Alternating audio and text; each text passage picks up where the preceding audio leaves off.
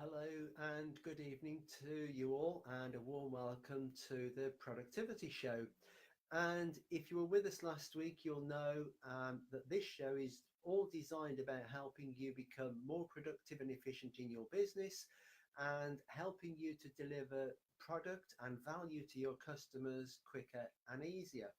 Now, last week, I was very fortunate to be given the opportunity to deliver an hour-long session to about 30, 40 people around mindfulness and mindset. And although we're talking about something very different in this show, the first thing that I said to everybody was very, very relevant, because if you think about today in 2019, we are absolutely bombarded by information. We're getting information through hundreds of emails every day. We've got text messages, WhatsApp, Facebook Messenger. We're using social media in our business. Some of us even still get letters and phone calls. We are absolutely bombarded with information. And I think back about 30, just over 30 years ago when I first got married, um, I was working shifts as a computer operator when computers were the size of this room, and things were measured in megabytes, not gigabytes. And things were very different, because on the way home from work on a morning, I'd take my 20 pence coin, I'd find a public payphone. Remember those phones where you entered into a box and there was a telephone receiver with a cable on it, and you had to dial with a dial? Some of us will remember those. Some of you obviously are far too young. Um, but that was our only source of communication other than face to face. Yes, we used letters. Email hadn't arrived. And in business, things were communicated by letter, by memo. And then we wind absolutely inundated by information. And what this is doing to us, it's adding to that overload, because we're struggling to find our way through all of this information. Some of it isn't actually information, it's just noise and data.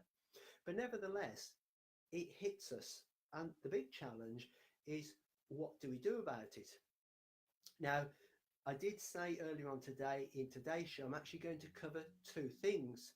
One is a story around how one person I've worked with believed that his job was to answer email, but I'll explain a little bit more about that. And if we do get time, I'm going to cover your minimum viable products. If I don't get time, I'm actually going to do that in a further session. So about 18 months ago, I was working with a chap. I won't say his name because he might well listen into this.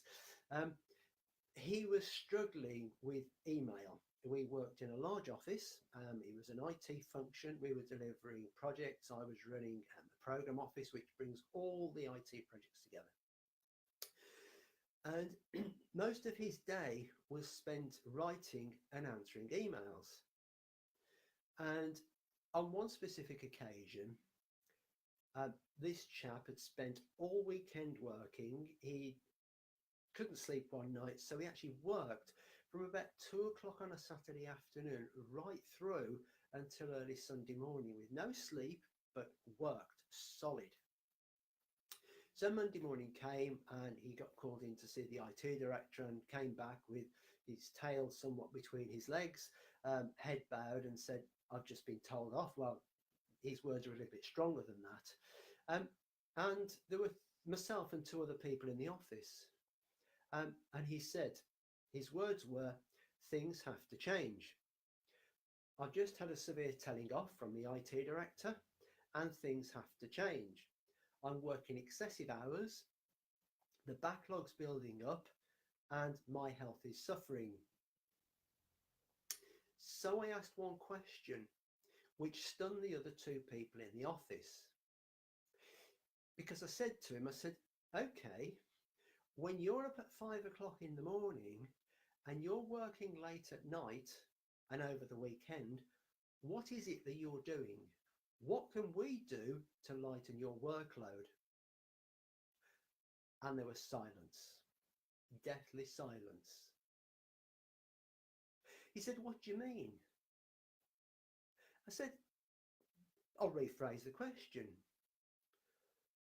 What is it you do in your day-to-day job that means you have to work long hours, early in the morning, late at night, and over the weekend?" And he paused. He said, "I'm answering emails." So I said, "But surely your job as head of program management is to prioritize the work that's coming into the office and make sure that the projects we're working on are the right projects based on the agreed mechanism for prioritizing projects." And again, he paused, because at that point, the penny dropped. He was spending so much time answering emails that this had become his job. Now, we all get emails, and I go through a process frequently of unsubscribing from things that I no longer want. I'll often opt into something to have a read of it, to see how it's written, to see if it's of benefit to me. If it isn't, and I don't want to hear from that person anymore, I'll unsubscribe. Then we get all the unsolicited emails that people have got hold of our email address and decided to bombard us with all sorts of stuff.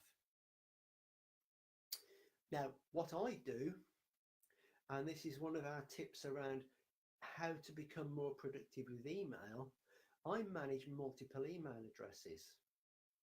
So anything that is low priority from a business point of view, I send that to one specific email address. Anything that comes via LinkedIn, that goes to another email address.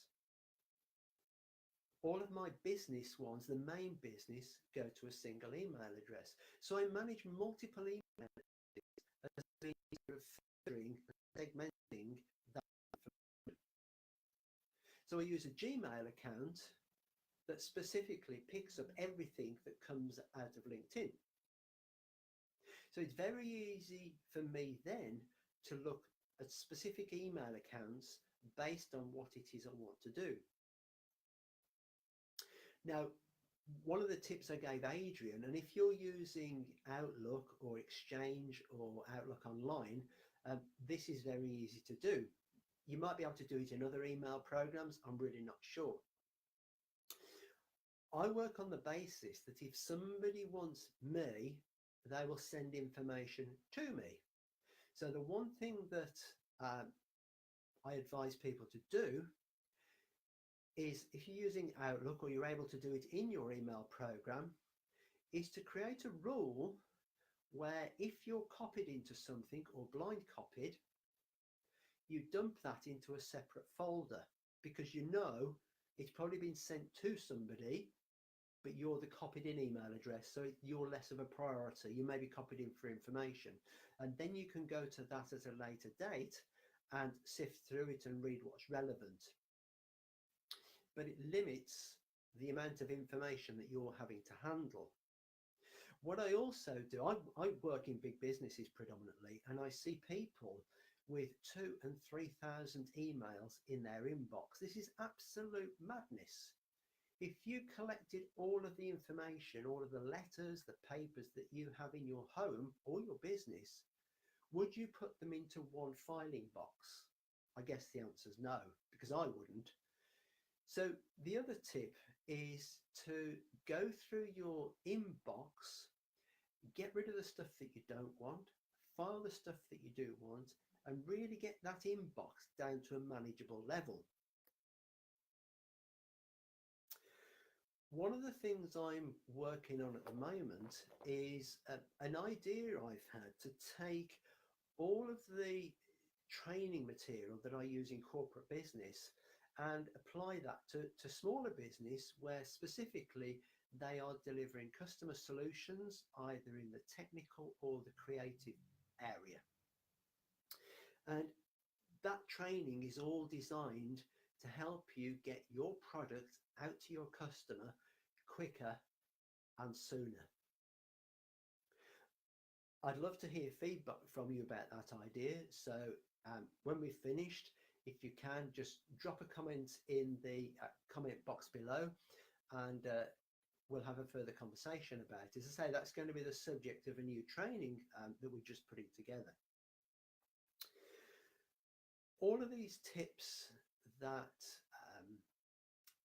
I'm giving you, and all of the productivity information, can be found in a guide that I'm putting together. It'll come out on email, and I've just popped that into the comments. So you can go to my website, which is harperhallettconsulting.co.uk /productivity tips, and that you will subscribe you to all of the productivity content that we're actually developing, both through these shows and through the additional material that we post both into the group and into other areas. So this will just make sure that you get it all into one place. So let's talk a moment about your minimum viable product. This was something that I referred to in last week's show, because all too often what happens is that people have this idea. Let's say that you're going to launch a new coaching program, and in your to-do list, or however you manage your workload, you'll have this thing called the coaching program, or coaching training, but you're going to create something. Now, as you and I know, to launch that program, there is a massive amount of work that goes into it. So your minimum viable product is the smallest section of that product that you can deliver to your customer. One, so that you get what you want, which is either going to be somebody opting in if it's something free, or revenue because it's a paid course, and your customer gets some value out of it. A relative thing. It's one of the things a lot of businesses struggle with. So in a further session, I'm going to talk to you about how to value the product that you're delivering, and also how to prioritize that delivery. So the minimum viable product is the smallest product that you can deliver. So if the one thing that your customer desperately wants out of this entire program is a fact sheet or a workbook, then deliver that first. There's a whole process to go through to actually break this product down into, I hate the analogy, or I hate the term, but it's one that's been around for years, into bite-sized chunks. It goes back to that old saying, you know, how do you eat an elephant? In small chunks. And that's exactly the principle that I want you to think about, and I want you to adopt, is how can you break this thing down, this big program, into small pieces that you can deliver quickly and at pace, so that your customer gets value. Now, in terms of software, so let's talk about business, let's talk about websites.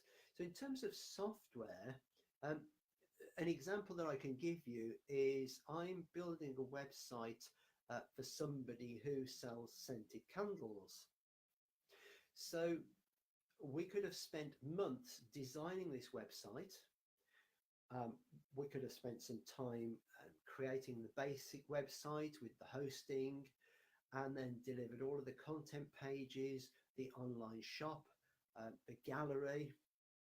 But what we did was, the first thing was to get the hosting set up. So the client, one, has something, he's got a hosted account. The next delivery was around installing WordPress and setting up a homepage. So again, the customer could then start telling people about his website, which at that point had a simple homepage on, and then we released an about page. We then set a gallery up so that now people can see a range of his products. And then the final piece of the jigsaw is the online shop. And we've done it that way so that he can get something of value soon, The big thing and the most difficult thing to do, which is the shop, is going to come last because that takes a lot more effort. So what I want you to do after this training is, obviously, I'd love you to opt into my productivity tips, and let me know how much value that's been to you. What I'd also like you to do is to start thinking about how you can break down the products that you're delivering into smaller chunks so that you can deliver them faster and at pace to your customers. Next week, what I'm going to talk to you about is life purpose. Now, one of the things people keep asking me is, how do I keep on track with everything that I'm doing? And also, how do I know that I'm actually doing the right thing? It doesn't matter whether you're starting a business or going to a new piece of work or a new engagement. How do I know that it actually fits what I want to do? So that's all back to your life purpose, which I'm going to talk to you about in our next session. What I'd love to hear from you is how useful this session has been to you. Just drop your comments in the comment section below, and I look forward to hearing from you and seeing you on our next session. This is Chris Hallett from the Productivity Show, and thank you and good evening.